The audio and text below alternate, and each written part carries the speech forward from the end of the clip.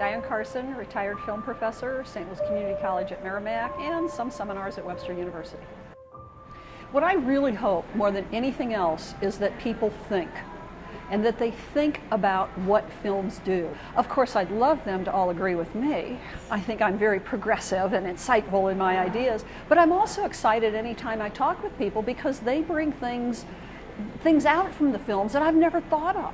It's fun to talk with people about films, but mostly just for people to examine their own responses to films. I think it says so much about our culture at large and our own individual personalities. So you tell me your 10 favorite films and I know who you are.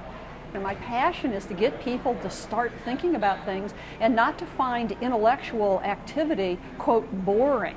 I mean, sometimes people go, oh, it's so boring to think about things.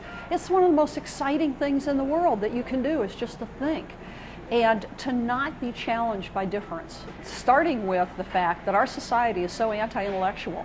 I mean, the things that people watch on television, I honestly think about 2/3 of it is just so stupid, so dumbing down our population, and that it's almost an insult to, well, it is an insult to our intelligence. Film brings together a little bit of everything. I'm interested in the technical elements as well as the aesthetic. My PhD is in American Studies, and the reason I went into American Studies is because to really get in-depth on film, you have to know about aesthetics, social theory, psychology, literature, history, and film has all of those things, plus the technical elements that are required in order to shoot it. And so it's a kaleidoscope, it's overwhelming, it's almost like overstimulation every day, and I like that.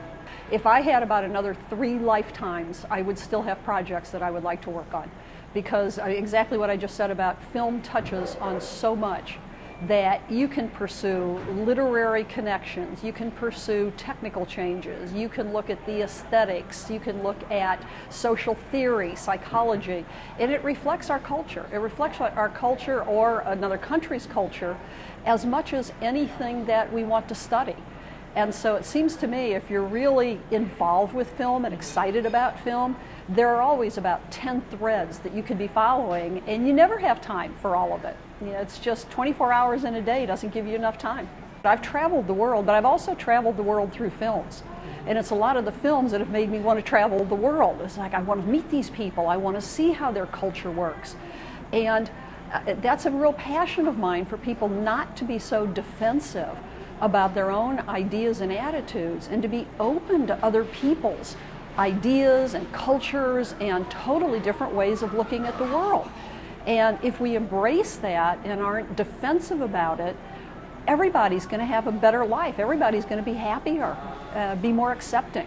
So, I mean, that's a real passion of mine. I've always had trouble understanding why some people want to control everything everybody else is doing so that they don't upset themselves.